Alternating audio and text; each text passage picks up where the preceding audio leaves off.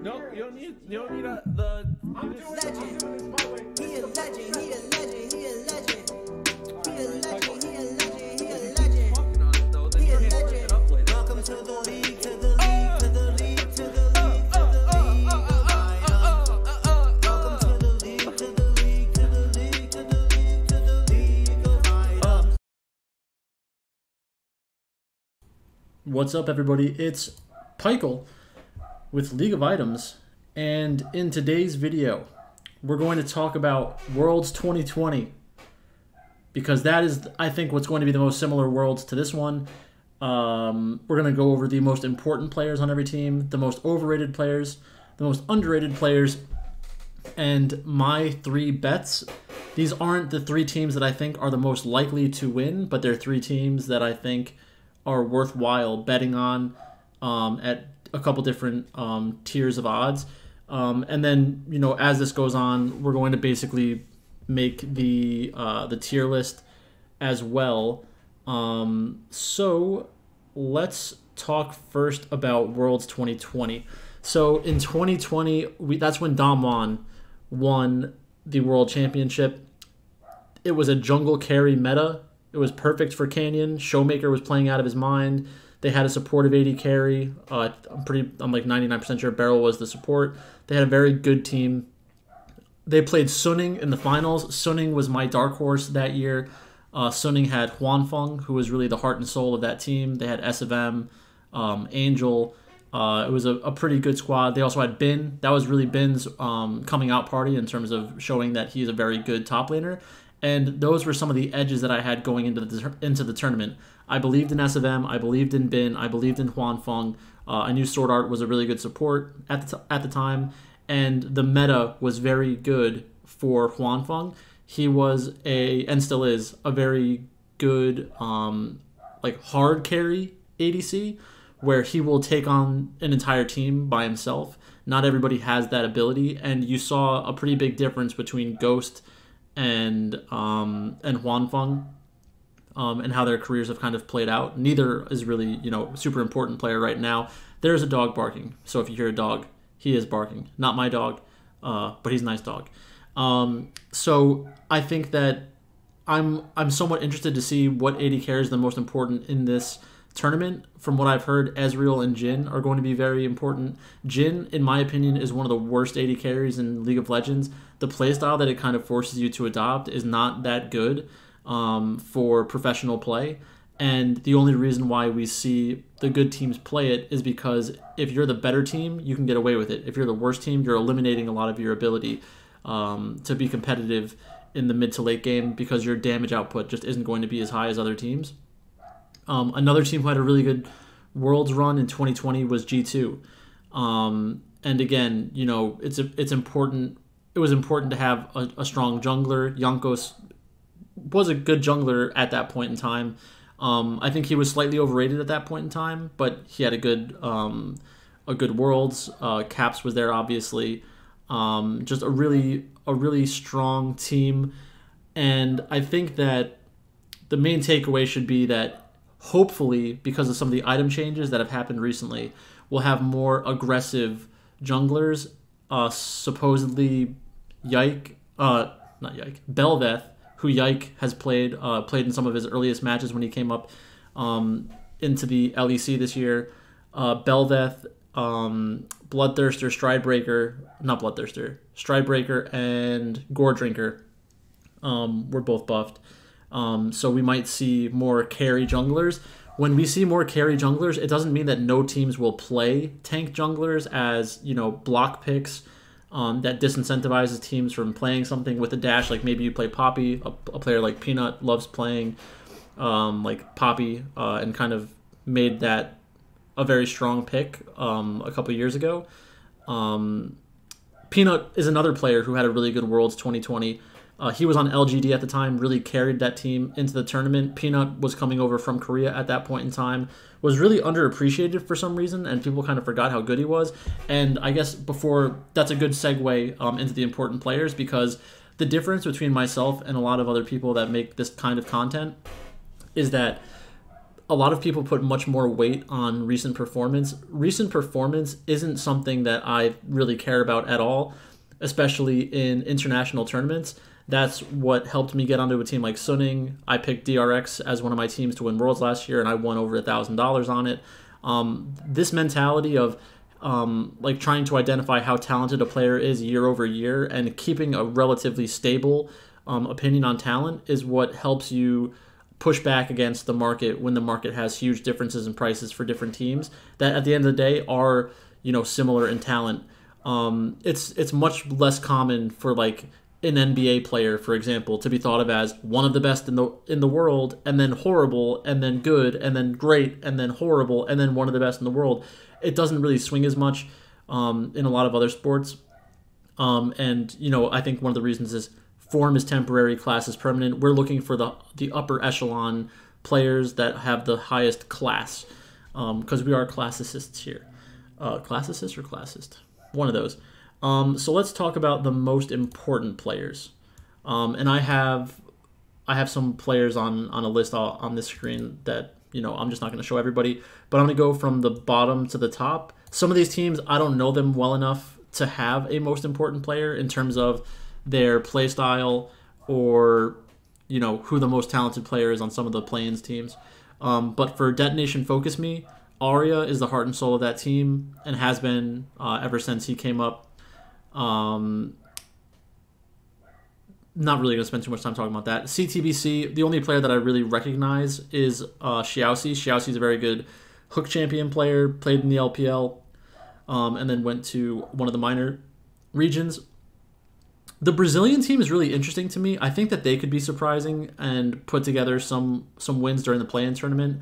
I would say that Tinones is probably the best player on that team. Root, their AD carry, is from Korea. He's also he was never really like an upper echelon AD carry, so I don't think that he'll be a huge difference maker in this tournament. But if Brazil surprises a little bit, maybe he does perform well alongside Tinones. Then we have Levi. Levi is a known name at this point. I would assume that he's the most important player for his team still, unless they have some kind of hyper carry ADC that's coming out of nowhere. If that's the reality and Slater is really good, then again, maybe they can surprise some people in the play-in stages. Then for PSG, we have Junja and Maple. I think both of those players are actually Maple is very widely known. Junja not as much. Junja is probably the best player on that team, coming over from the LPL. Split time with Jai on EDG for a while. But Junja, good player. Then now we're getting into the teams that everybody knows. So BDS, I have BDS losing in the WQS. I think that Adam is the most important player. I think I mentioned that in the other video. Adam is a true carry top laner, and that's a very good playstyle to have for a team. If you're better than the other team, if you're about the same or worse, it's not as strong because it does kind of warp how you have to play the game. The additional draft resources don't really help as much unless you really stomp top lane, because then you're eliminating another player on the opposing team from late game team fights, because we have one really strong top laner and one that's very weak. I think that Crowny's overrated personally. I know he's a big name, but just not really impressive in my opinion. So Adam is, in my opinion, the most important player there. For Golden Guardians, I think the most important player is River. River has a bunch of international experience, has played at the highest levels, and has looked pretty good during those periods of time. I think that Golden Guardians will beat BDS because of that. Gory not having a great year. Licorice is having a very good year. Stixay and Huhi just need to do their job and not fall on their faces in the laning phase. Let River and Gory build up a lead. Let Licorice go even in lane against Adam, and they should make it into the play-in stage. Then we have Team Liquid. Oh, and then of course River, I think, is originally from Korea, and so is Gory. So that could be a benefit to them. I was watching a different video, and I think they said that the narrative around the team is that Gory was getting homesick now Gory's home, so hopefully that's something that helps. Team Liquid is a team that I'm pretty excited about. I'm pretty concerned with Appa and Yon, but Core JJ, literal world champion, Piosik, literal world champion, Summit, one of the better like true carry top laners in the world. Maybe I shouldn't say that. He at his peak he was one of the best like DGAF top laners that would die a million times in the same vein as the Shy. The problem is the Shy exists in this tournament, so he's not the best at it. I want to think that Team Liquid's essentially full Korean roster would be more competitive at this World, but Appa coming into the team, I saw him post something on Twitter the other day about his solo queue run, and he's been playing pretty well. I think he's like top 100 on the ladder, which it's good that he is top 100 on the ladder. He's played like a couple hundred games, I think. I'm not trying to take anything away from Appa. Maybe in the future he can be better. I just think that he's going to be a pretty big liability going up against most of the other mid laners that are here. The spots where I think Team Liquid could do well is if Nico and Cassiopeia are as important as they're supposedly going to be at this tournament, because if that is the case, Piosik can play carry junglers and can beat a lot of these junglers one-on-one. I think that we haven't seen the best out of Piosik. I think that in this scenario, at this tournament, we could see Piosik from Worlds last year show up. And again, Piosik is another player. In Worlds 2022, or in Worlds 2020, Piosik was on DRX. That was when they had Chovy, Keria, Deft. Like they had a wild team. They had a good top laner too. It's just that the team didn't stick together, which was really sad. That was like one of the most interesting teams ever that just didn't. They had Doran as well. It just didn't work out, which was pretty sad. I think that they had the potential to be one of the best teams if they kept it together. But like I said, if Appa can play things like Cassiopeia and Nico, if Summit can play true carry top laners, if Piosik can keep things even, or show that they can play the hyperscalers, or something like even like Kindred could put the team into an interesting spot with unique drafts, and then let the bot lane kind of hopefully go even. Team Liquid would be interesting. I'm just highly skeptical of Appa personally. Next up we have so the most important player for Team Liquid in the good scenarios is Piosik. The most likely, most important player is Appa, and it's important because he's going to hurt the team. So I think that he's really the player that we should be focusing on. NRG, Dokla, Contracts, Palafox, FBI, Ignar. I'm really happy that this team has made it to Worlds. I'm not a huge fan of Dokla. I think he's overrated at this point. I think that Contracts is a good guy, but I don't really trust him in this type of environment. Palafox is, I think, probably underrated at this point. People say things like Palafaker, but having that type of nickname almost implies that like everybody knows you're not that good. But when you make these pop-off plays, it's kind of funny to say like, oh yeah, he's like Faker, when he's not. But I think that some people would be surprised at his level compared to some of the other mid laners that are here. I think he could be pretty competitive, and he's the type of player who will counterpick, which is how NRG needs to be focusing in drafts, is like try to put Palafox in the spot where he can actually win the game for your team, because FBI and Ignar are good enough to go even. Contracts, you don't really need to have him on a unique jungle champion, just do some kind of generic jungle trade. The most important player for this team to do well at Worlds this year is probably Palafox, but the way that it works is if Ignar plays out of his mind. If Ignar can turn back the clock and play like he did when he went on his Worlds run like 4 years ago, you could really get into an interesting spot, because Ignar will be able to help Contracts dominate the early and mid game. I don't think this is likely, by the way, but they could be dominant in the early game, allow Palafox and FBI to carry the late game team fights. FBI is a good AD carry. He's a very good AD carry in the LCS, but once you get to this stage, he's really not anything special in the international level. I do like his attitude. He seems like a pretty fiery guy, which is surprising. But when he was on EG, I kind of started hearing more about how fiery he was, and I kind of like that in a lot of my players. Then we have C9, and I like C9 a scary amount. I think that with the item changes and what that will do to the jungle pool, I think Blabber's in a spot where he can have a very good world. M&S is a big question mark. He's the one that I'm most afraid of. Fudge is a very good player. I think we could also see opportunities for Fudge to carry against a lot of these top laners. I think there's probably four top laners who will force Fudge into playing the passive side of a matchup. But the rest of them, I could see him being the aggressor, and that would put C9 in a much better situation because Blabber will hopefully also be on an aggressive champion. Sven, I'm not a huge fan of Sven as a support. I'm not saying that he's bad at support. It's just I don't think he's a true difference maker like some of the other supports that are at Worlds. So like he wouldn't be the support that I pick for my team. But Berserker is really the most important player and is probably underrated at this point. I know the narrative is kind of beaten to death at this point that Berserker was on T1, was supposedly pushing Gumayusi for first team reps with T1, and then decides to go to the LCS for money reasons, but also an opportunity to play. This could be Berserker's coming out party. This could be him cementing himself on the international stage as a very good ADC. I think that it's also good that M&S and Berserker are both from Korea. I think that will be helpful.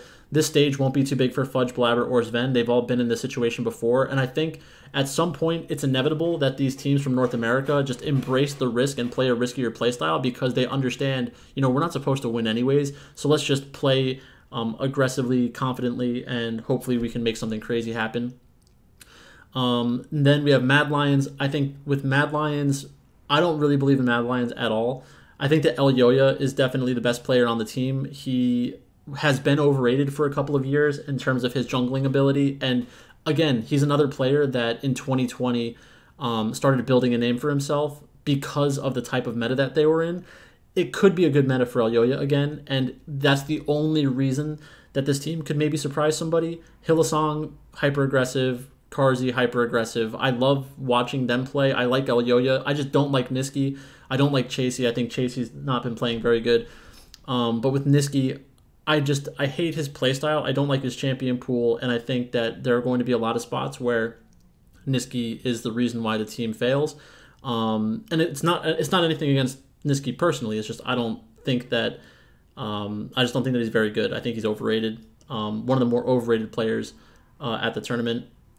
And then, maybe the most overrated player in the tournament is on the next team, Fnatic. We have Oscar, Razork, Humanoid, Noah, Trimby. Razork is good but not great. Oscar is unproven. Some people are even saying that Wonder should just stay on the team. I think Dom said that in one of their recent videos. Trimby is very good. I think Trimby is potentially underrated. He could actually probably play for some Korean or Chinese teams if he was able to speak the language. I think that his understanding of the game is extraordinary and rivals a lot of the best supports in the world. But Humanoid is another one that Niski and Humanoid's a better version of Niski, but they're both worse versions of Showmaker.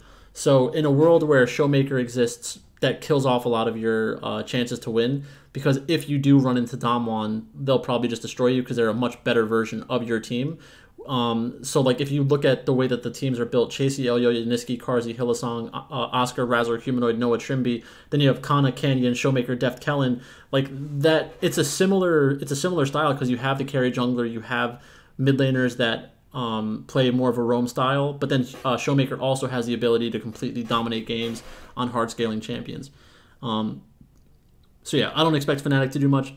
Could they make it through the Swiss? Potentially. They're probably a team I'm looking to bet against.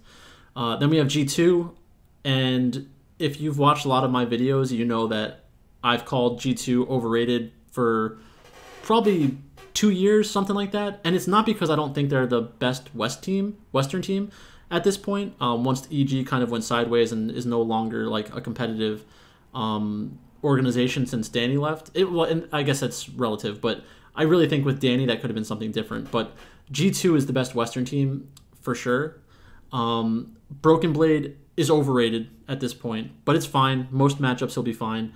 Caps, one of the best Western players of all time, if not the best. Han Sama is a good AD carry, and in this meta should actually fit him because the less hard carry champions that exist, the more competitive Han Sama will be.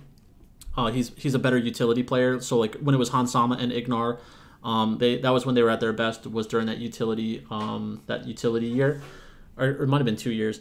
And then Mickey, very good support player. Yike is the best player on the team, I think, and he is the most important player on the team. I kind of gave it away in the beginning when I said Belveth and Yike at the same time. Yike can shock people at this tournament if it's a carry jungle meta and teams draft around it the right way. I trust Dylan Falco. I trust G2 to put the team in good scenarios, good draft scenarios, and I'm excited to watch them. Like, I'll actively be rooting for G2. I think that there are a lot of Eastern teams that they can beat in a best of one, but also in a best of three. I think that I don't think that they're going to be favorites against a lot of the Eastern teams, even if they have a good performance in the Swiss. You're going to get into a matchup against an Eastern team. You'll probably be 50-50 or worse from the money line. And those are going to be spots that I kind of want to bet, assuming that the champion pools kind of break the way that I think they will. So I'm excited for G2. All it takes is a good Swiss format, a good Swiss run, a good matchup in the knockout stages, and maybe we can see G2 make a run. That'd be pretty exciting. Then we have Damwon. Damwon's most important player is Canyon. Canyon, one of the best junglers in the world. In 2020, he was the best jungler in the world. He's still one of the 3 or 4 best junglers in the world. I was looking at a lot of the different player tier lists that are out there, and they're kind of shocking to me because they're very reactionary, and they kind of they prefer players who are less risk taking, but I don't think that's really what you want on like a League of Legends roster. You really do want somebody that's willing to take on the game and create the winning edge for your own team. Otherwise, you're going to have to basically coin flip in a lot of these matches. But Canyon can create gigantic leads in the early game through invading and just out jungling the other jungler. The beauty of Damwon at this point is I think that they're actually underrated as players. Kana is underrated for sure. Showmaker is underrated. He wasn't even in like a top 25 that I was looking at the other day. Deft concerns me a little bit, but if it's true that Ezreal and Jhin are the 2 most important AD carries at this tournament, Deft is one of the best Ezreal players in the world still. He did it last year. Like, he could do the same type of thing. It'd be pretty cool to watch him go back to back. And then Kellen. Kellen's a good player.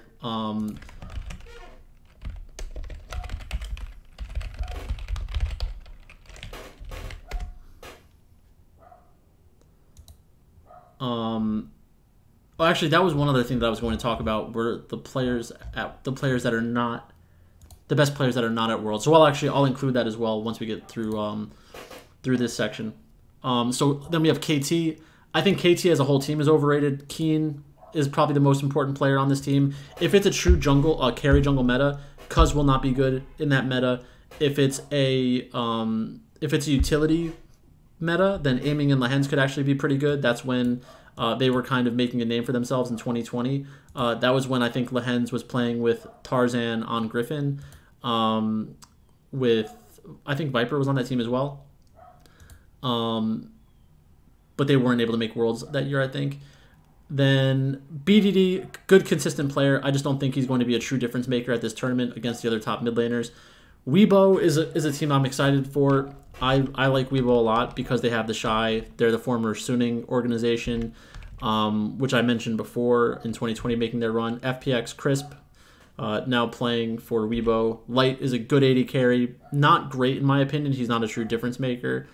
Wei Wei is good but not great. We've seen a lot of bad performances from Wei Wei, but I think at this point the Shy and Xiaohu are both underrated somehow. Just when you look at the sentiment around them, and like look at the different tier lists that are out there for players and teams, I think it's kind of like, and I don't mean that it's truly disrespectful, but it's like kind of disrespectful to not have them as 2 of the better players, because there's really not much differentiating these guys from a talent perspective outside of, if you basically were creating a tier list based off of recent form plus talent, the recent form gets like overweighted for these guys because you see the Shy go like 2-10 in a game, and everybody's like, oh, he's terrible again. And then the next game he like goes 12-1, and like, oh my god, he's amazing, but he's so inconsistent. Consistency really doesn't matter in a game where winning should be the only thing that matters. I want the players who give me the best chances to win. Like, if they have spectacular losses, that's fine. It doesn't matter. A loss is a loss. If he's creating more losses than he should, that's a problem. But I'm skeptical that that really happens. I think that he's always looking for opportunities to win. Then we have T1. T1 Zeus, owner, Faker, Gumayusi, Keria. Keria is the best and most important player on this team. So I think you could make a very strong argument for Faker being the most important player on this team, given the change in performance from T1 when he was not playing versus when he is playing now. Owner, I think, is overrated at this point, unfortunately. And if it's a true carry meta, I don't think Owner is a very good carry player. It's tough to differentiate between these types of junglers, because there were times where he was playing like Viego and playing out of his mind. I think he might be a really good Lee Sin as well. That's a different type of carrying, though. I think of carry junglers more as like the damage carry junglers. I think, people understand the difference between a player like Canyon and a player like Owner, so I don't really have to go into that too much more. For BLG, we have Bin, Shun, Yagao, Elk, and An. I love this team. I love the players on this team. I do think that Yagao has somehow become overrated at this point.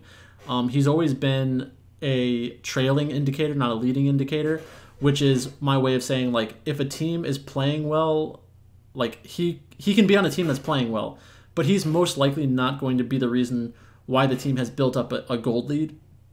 That typically comes down to the jungler. Shun, though, is a very good jungler, and this could actually be a great meta for Shun. And if it is a Worlds 2020 meta, well, Bin was probably the best top laner at that tournament from a performance perspective. Elk, at that point, I think, was on World Elite. His name was Xiaomeng at that point. Their team was insane. They had, I think they had Beishang, Xiaomeng missing. I think they had Breed as their top laner. So they had 4 players who are very, very good. They were just super young and couldn't make it happen. But I think they almost made a run that year during the playoffs as well to get into the tournament, but they fell short. I'm excited for BLG. I just don't think that there's enough value on this number to bet on it. Then we have Genji, Doran, Peanut, Chovy, Pays Delight.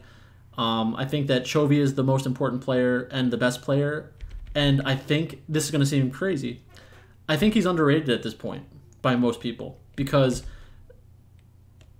the impact that he has had on his team's winning chances over the past couple of years has been tremendous. He's always been the best player on his team and the focal point of the enemy teams, but he doesn't have as many huge highlight reel performances. And since Ruler left, I think a lot of people were skeptical whether or not they were going to be able to perform at a super high level. I think you saw a step back from T1, which kind of allowed Genji to hold on to the top Korean label. But if you do see, if I think that there's 2 scenarios. One, Genji looks like they did last year at Worlds. They're pretty good, but ultimately they're proven to be just as good as another team, and maybe they lose a coin flip and lose a series and they crash out, or they're going to win. If Genji wins, I think that Chovy will have he'll have a better than Zika performance if they're able to win. Then we have LNG. I think LNG as a team is overrated at this point, unfortunately. I think Tarzan is the best player on the team. Zika, good top laner, but not great in my opinion. He is somebody who we kind of identified before they actually broke into the LPL as a potentially strong top laner, and had a bunch of good performances before making it onto a legit roster like this.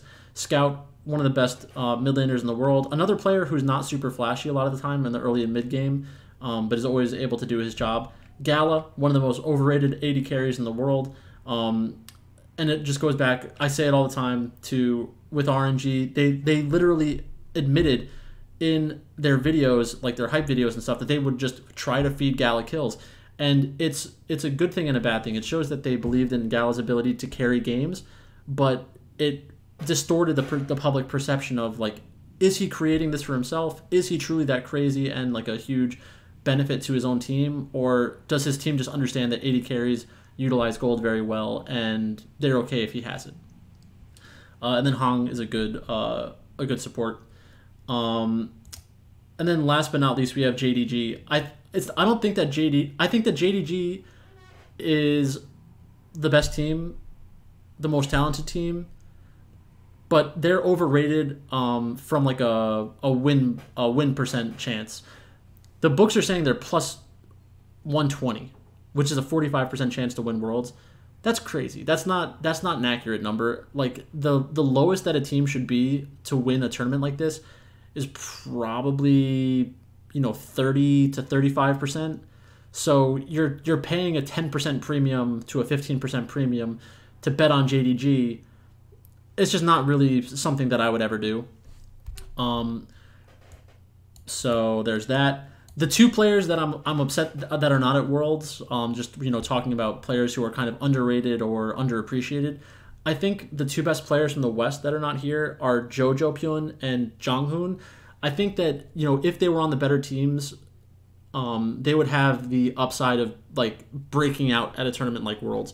Jojo has had a good year, just not on a good team. Jonghoon, super exciting support. Hopefully he gets onto a better team in the future. Hopefully somebody picks him up. He might even go back to Korea, over the next couple of years, and I could see a really good team picking him up. But the four best players from the East that are not in Worlds this year, in my opinion, are Breathe, Cream, Zika, and Viper. So it kind of sucks that after Zika made everybody a bunch of money last year that he's not back, but oh well. So here's a look at my tier list. I want to switch this up a little bit because I don't think it really reflects how I feel. I don't believe this should be like this. LNG, T1. If it's the meta that I think it is, I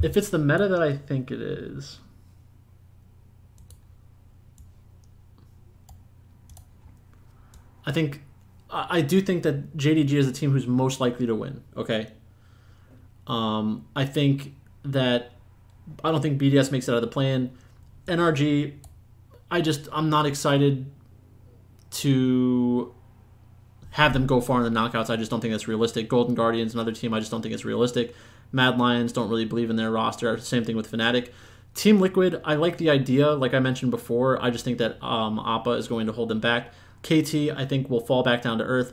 They're going to do well against the Western teams, and maybe they can take a game off of an Eastern team. But I think that at the end of the day, they'll crash out in the quarterfinals. C9, I'm hopeful that they can make a run, but I'm not so sure. A lot of these teams I think are tough to just differentiate between, which I guess is saying something for G2. I think that Damwon is the team that I'm probably the most excited about relative to the rest of the field. So I think this should be probably like 30 to 35% chance to win. I think that Damwon probably has between a 15 to 20% chance to win, which is a lot higher than their implied team total, I think. Or not team total.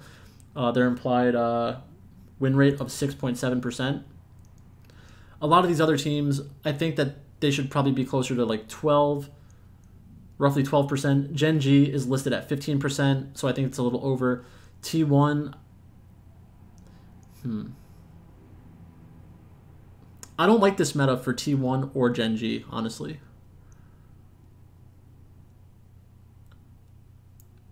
BLG could be better in this meta.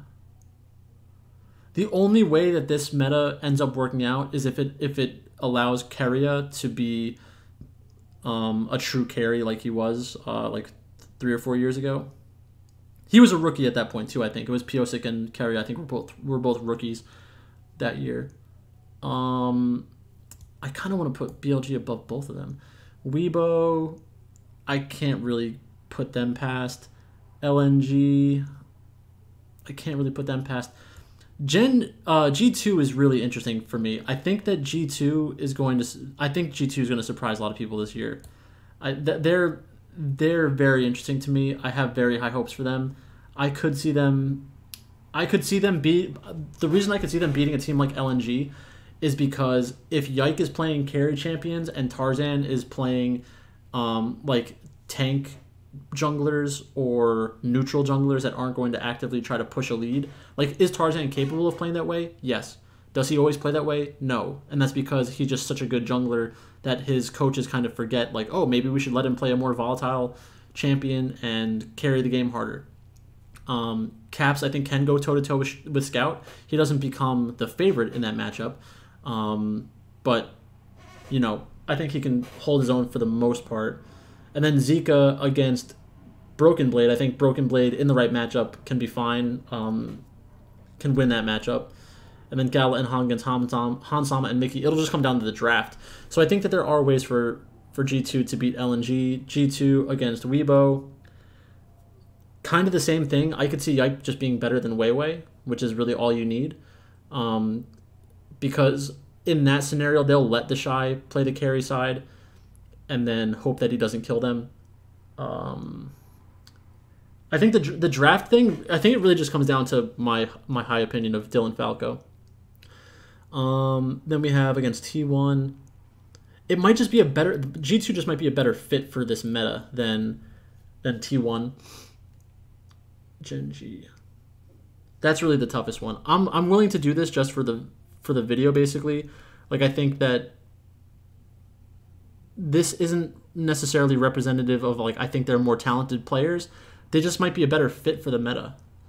I think G2 is going to be a better fit for the meta than these three teams. Then we have Genji, BLG, Damwon, and JDG. I think it's probably pretty clear who the three teams that I bet on. Actually, no, two of the teams are probably clear who I bet on, but the third one, not so much. So the first team that I bet on was Cloud9. I only bet like $20 on Cloud9. They're at plus 80,000, so if they win, I win $12.50. I know it's super unlikely, but the fact that the meta could be breaking their way, if MNS is good at all, then, you know, Fudge is a pretty good top laner. Blabber's a really good jungler, but it really depends on whether or not Berserker can be, like, you know, a top 380 carry at the tournament. I think it's possible. It's very unlikely, but again, the bet is reflective of that. So I'm not saying that Cloud9 wins like 10% of the time. I think they probably win 1 or 2% of the time, which is obviously very low. The second team is G2. I think at plus 2,500, that's a good number for G2. I think that they're in a perfect spot to help Yike get into good spots in games and carry. It's not very unique. It reminds me a lot of DRX from 2020, because you had a very good carry jungler with other players on their team who were much bigger in name, but they all realized, like, our best opportunity to win in this type of meta is with Yike, in that case Piosik, being the player to really carry us in a lot of these games, and take on the more volatility and those types of things, give them more resources than the typical jungler. I really hope it's that meta, because it's a much more fun League of Legends to watch. It's just a lot more fun to watch, in my opinion. And then the last team I'm betting on is Damwon. If Damwon is the 8th ranked team in the East and you're getting favorable odds to bet on them when they still have Canyon and Showmaker, they have Deft coming off of a world championship, and they have Kana, who I think, you know, can have the upside of being one of the better performing top laners in the tournament. I don't think that, like, Kana, at his best, Kana could be one of the best top laners in the world. Like, if you told me that Damwon does really well this year, then all of next year they're dominant again. Going into next Worlds, I could see somebody like Kana being considered one of the 3 or 4 best top laners in the world. Less likely as time goes on, I do think, but it's possible, and that's really all I'm looking for is possible angles to be different from the field, which is reflected in like the odds that are being offered, because most people don't think about it that way. So that's basically it. I know it's a little bit of a longer video, 40 minutes, but between this video and the others that we've posted so far, you should get a good idea of where my brain is at for Worlds. I probably won't make a player tier list or anything like that. But we'll see how the play-in stage goes. We'll see how the WQS goes. If I watch that match and like form more solid opinions about the meta and the champions that are going to be good and how that impacts different teams, maybe that would be my reasoning. The reason that compels me to make a player tier list, because it could really shift which players are going to perform the best. But that's it. That's all I've got for you today. Thanks for watching, and I'll talk to you later.